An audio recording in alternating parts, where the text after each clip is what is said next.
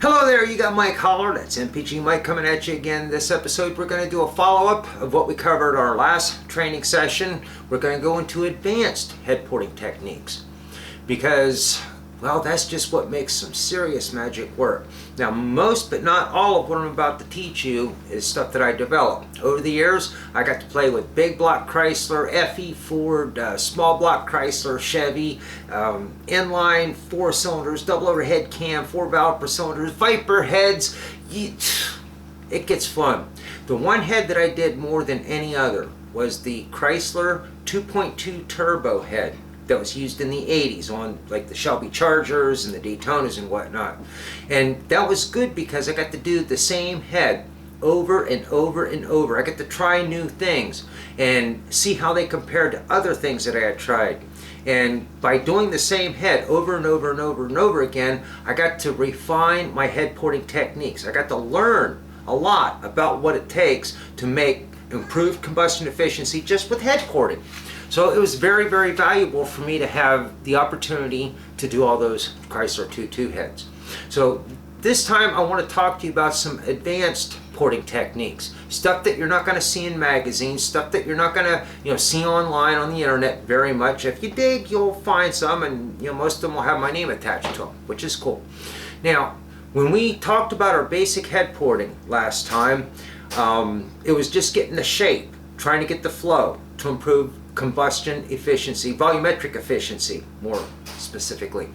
And now we're going to take that basic shape that you created with your heads using what you learned last week, and we're going to add textures. We're going to just kind of put the finishing touches on it, add the wallpaper, and paint the door jambs, so to speak.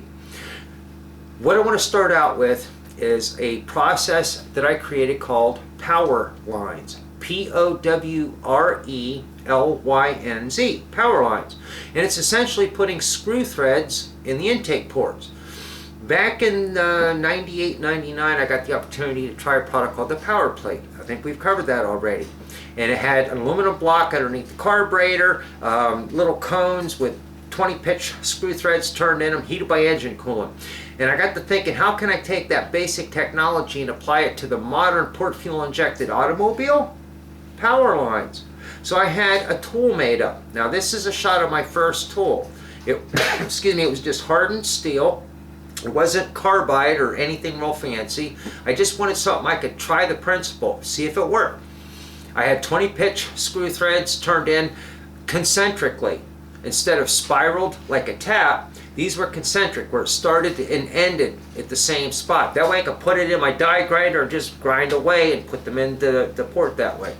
Oh man, I was just amazed at the results that I got off putting screw threads into the intake ports. And I played with it. And then I got to thinking, you know what? You have different velocity zones in the cylinder head. And a street head, where you're looking for fuel economy, you're going to have pretty much low flow, low speed, low velocity going through that port. When you're talking a race head, it's all high-end stuff. I mean, you're just lots and lots of flow. And I got to thinking about speed bumps. Cruising down the highway, you drift off a little bit, get back on. Well, those are spaced so that at 65, 70 miles an hour, it gets your attention. Yeah, if you go into a shopping mall parking lot and they have the speed bumps there, if you could hit them at 70, you probably go, you barely notice them because the suspension would absorb that. But at 20 miles an hour, 25 miles an hour, it gets your attention. Well, how about the pitch of these screw threads that I was putting in the intake ports? I got to thinking. So I had a set of tools made up that gave me a 20 pitch, but also gave me 16 and 12 pitch.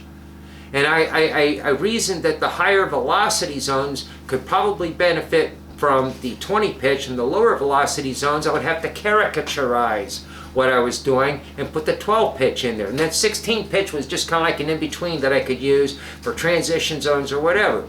Now when I first started doing the power lines, I just started out with 12 pitch, went to 16 pitch, and then 20 pitch because the typical intake port is funneled. So you got a large port where the manifold bolts up, and it just kind of chokes down a little bit, and then you get to your valve guide area where it turns, and then it opens out into the valve. So by going 12, 16, 20, I was able to match the pitch according to the velocity based on the funnel theory. And I did that for quite a few years, and then recently I stumbled across something even better, because I do what's called port biasing. And I don't have time to get into it on the free online training course, but by port biasing, I'm able to direct the air and the fuel on the intake port so it hits the cylinder and starts spiraling around. Get lots of swirl. You've heard of swirl port technology? This is kind of taking it to an extreme, to the next level. And I could also bias the exhaust ports so that by dragging those exhaust gases out in a swirling type of a motion, it would increase the velocity and increase total evacuation. Works very well. But I got to thinking with the power lines, well, what would happen if I went into the port and the areas where I did not want the air to go, I put the 12 pitch lines. In the area where I wanted the air to go, I put the 20 pitch lines. And then I would just kind of connect the two zones with the 16 pitch. Baby, I'm telling you, that really works nice. It does, it does. Next technology, I got to thinking, if I'm putting screw threads in the intake ports, and it's just so incredible and fabulous, what would happen if I put something like that on the back sides of the intake valves? I call them power rings, P-O-W-R-E-R-I-N-G-Z. And I simply chalk up a valve in a lathe or a drill press, and I take a Dremel tool with the cutoff wheel, and I have to get something where I can brace my hand. Now, I tried this with cutting bits, and the valves are stronger than the bit, so all I do is I dull the bit and just, not much work gets done. So I use the Dremel.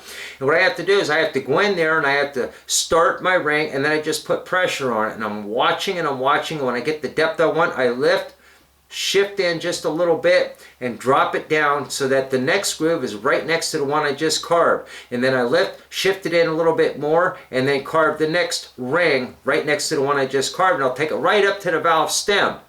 And then as the fuel specifically, being carried by the air, but as the fuel hits the backside of that valve, then it has to kind of ripple its way out. It adds mechanical agitation, plus it increases the surface area of the backside of that intake valve.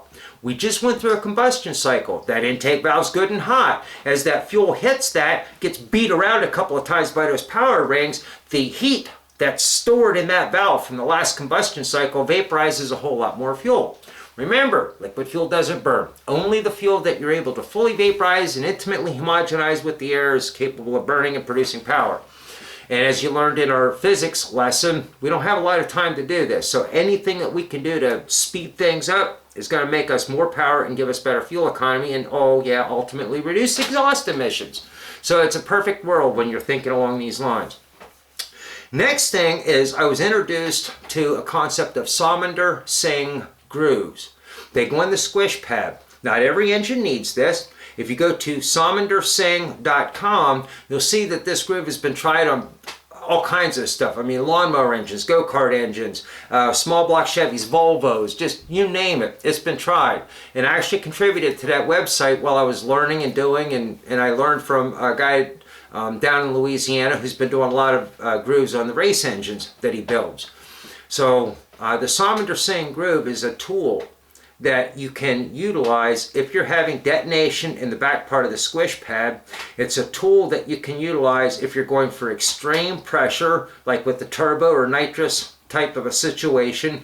And that groove on the compression stroke will create a funneled air charge that goes out into the main part of the combustion chamber, induces that last little bit of swirl inside the combustion chamber to better homogenize everything.